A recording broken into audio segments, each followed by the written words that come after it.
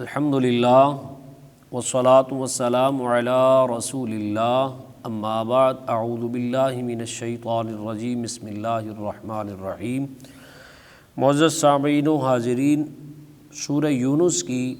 آیت نمبر 15 سے آج کا ترجمہ اور مختصر تفسیر سماعت فرمائیے۔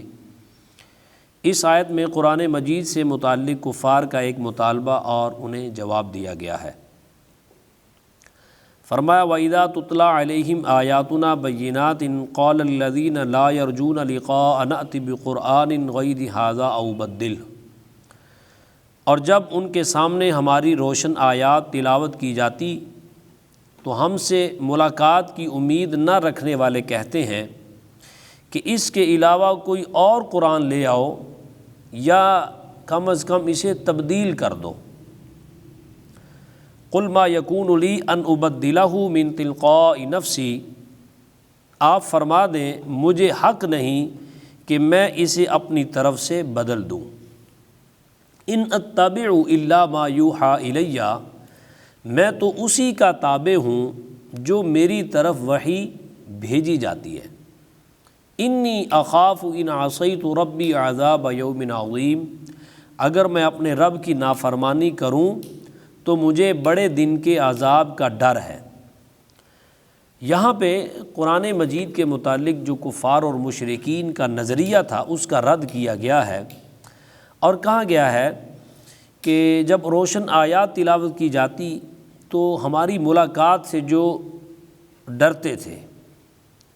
وہ یہ کہتے تھے کہ اس طرح تو نہ کرو، یہ قرآن بدل دو،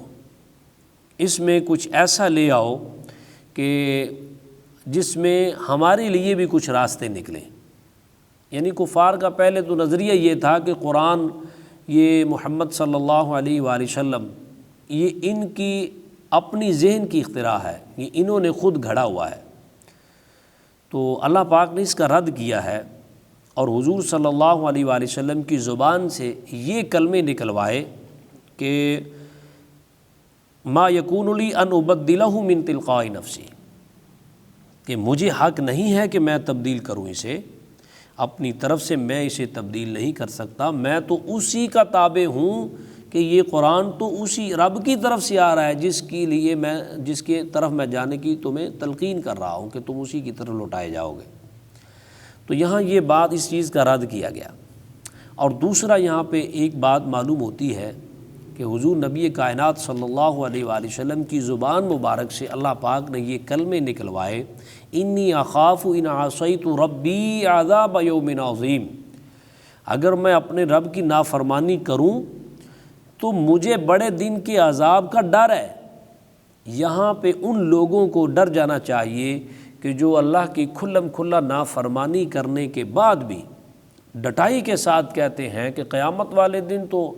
معاذ اللہ تعالی ہم تو یوں گزر جائیں گے۔ اسی طرح کچھ ایسے شاعر ہیں جنہوں نے شاعرانہ انداز کے اندر قیامت کی توہین کی ہوئی ہے۔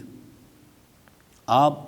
اندازہ کیجئے کہ حضور سرور کائنات تاجدار ختم نبوت صلی اللہ علیہ وآلہ وسلم، آپ کی زبان سے اللہ پاک نے یہ کلمے کہلوا کر ہمیں جھنجھوڑ کے رکھ دیا ہے کہ جب میرا نبی میرے خوف سے ڈر رکھتا ہے تو تم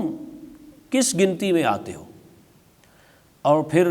آپ دیکھیں کہ خصوصاً ہماری محافل نعت کے اندر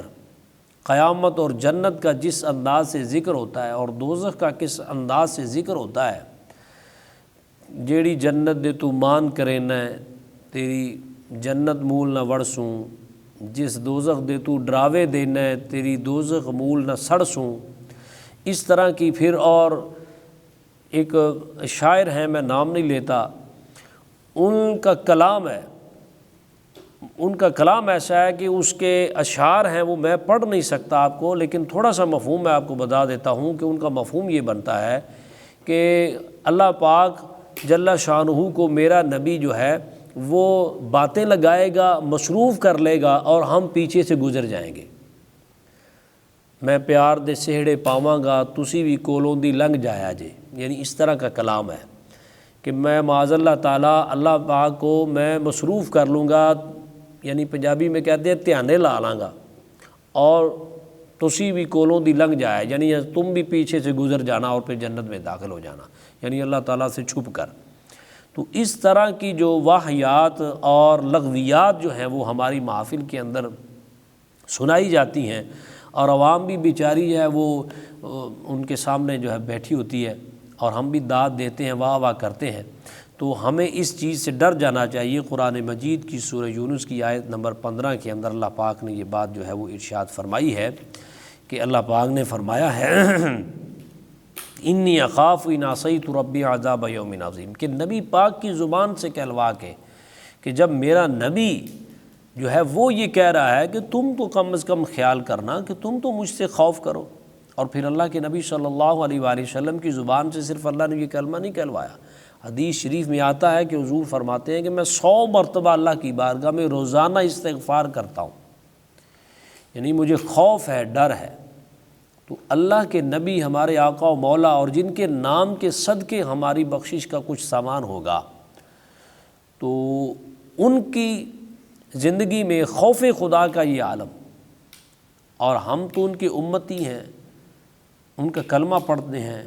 ان کی تابعداری کرنی ہے، ہمارے اندر یہ کیفیت نہیں ہونی چاہیے۔ تو اس لیے ہمیں ڈر جانا چاہیے ایسی لغویات اور ایسی واہیات گفتگو سے، ایسی جو انسان کو دلیر کر دے گناہوں میں، اس گفتگو سے ہمیں پرہیز کرنا چاہیے۔ اگلی آیت کے اندر بھی اللہ تعالیٰ نے اسی چیز کا رد کیا ہے کہ جو قرآن مجید کو بدلنے کی دعوت دے رہے تھے۔ فرمایا قُل لَوْ شَاءَ اللَّهُ مَا تَلَوْتُهُ عَلَيْكُمْ وَلَا أَدْرَاكُمْ بِهِ، اے پیارے حبیب صلی اللہ علیہ وآلہ وسلم آپ فرما دیں اگر اللہ چاہتا تو میں تمہارے سامنے اس کی تلاوت نہ کرتا، اگر اللہ چاہتا تو میں تو تمہارے سامنے یعنی اس کی قرآن کی تلاوت ہی نہ کرتا، اور نہ وہ تمہیں اس سے خبردار کرتا۔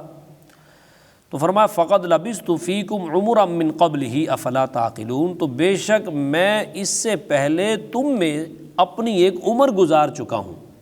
تو کیا تم سمجھتے نہیں ہو؟ یعنی حضور صلی اللہ تعالیٰ علیہ وسلم کی مبارک جو زندگی ہے وہ دلیل کے طور پہ اللہ پاک نے پیش کی۔ فرمایا کہ تو کیا تم میری زندگی کو جانتے نہیں ہو؟ یعنی 40 سال تک حضور سیدی تاجدار ختم نبوت صلی اللہ علیہ وآلہ وسلم ان کے درمیان رہے ہیں، اور پھر حضور صلی اللہ تعالیٰ علیہ وسلم کی جو مبارک زندگی تھی وہ اس لیے دلیل کے طور پر پیش کی گئی کہ جو نبی ہوتا ہے وہ کوئی پہلے 40 سال آپ نے دیکھا کوئی تیاری تو نہیں کی۔ آپ نے دیکھا کہ مرزا قادیانی جو ہے اس نے جب نبوت کا جھوٹا دعویٰ کیا ہے تو یک وقت نہیں کیا ہے، ایک دم نہیں کر دیا، اس نے پہلے ایک محسن، مربی، رہبر، رہنما، مرشد، پھر مجدد بنا، پھر جو ہے وہ اس نے مہدی کا دعویٰ کیا، پھر مسیح موعود،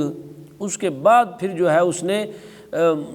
نبوت کا دعویٰ کیا۔ تو یعنی ایک سٹیپ بائی سٹیپ اس نے ایک تیاری کی، ایک اس کا ورک ہے، یعنی کہ کہاں سے شروع ہوا، پھر سٹیپ بائی سٹیپ دعوے کرتا پھر وہ نبوت کے جھوٹا جو اس نے دعویٰ کیا اس پر پہنچا۔ تو اس طرح جو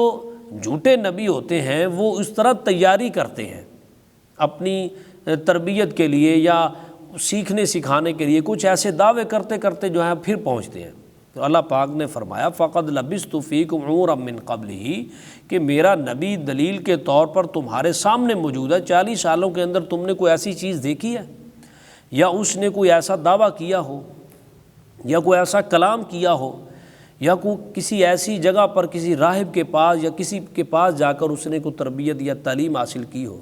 تمہارے سامنے اس نے 40 سال گزارے ہیں، اور اس طرح گزارے ہیں کہ تم اسے دور سے دیکھ کر کہتے تھے انت صادق الامین۔ اور حضور صلی اللہ تعالیٰ علیہ وآلہ وسلم تاجدار ختم نبوت صلی اللہ علیہ وآلہ وسلم آپ کے اظہار نبوت سے 5 سال پہلے کا جو واقعہ بڑا مشہور ہے کہ جب تعمیر کعبہ کے سلسلے کے اندر حجر اسود جو دیوار کعبہ میں نصب کرنا تھا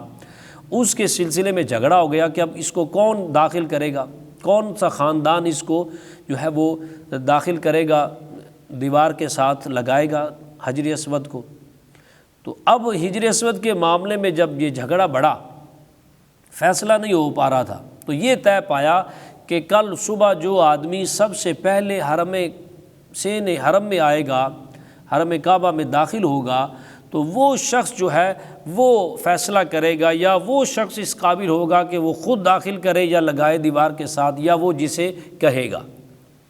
اب ہوا کیا، جب صبح لوگ آئے صبح تو سب سے پہلے ہمارے آقا و مولا حضور تاجدار ختم نبوت صلی اللہ علیہ وآلہ وسلم سین حرم میں موجود تھے۔ آپ کو دیکھ کر انہوں نے پکارا ھذا الامین ردینا، کہ ہم اس پر راضی ہیں، اور یہ وہ ہے جسے ہم امین کہتے ہیں، یہ تو امانت دار ہے، یہ تو صادق ہے، تو ہمیں کوئی اعتراض نہیں۔ یعنی وہ سارے بیک زبان ہو کر آپ پر متفق ہو جاتے ہیں کہ ہاں یہ شخص اس قابل ہے کہ یہ دیوار کعبہ کے اندر حجر اسود کو نصب کرے۔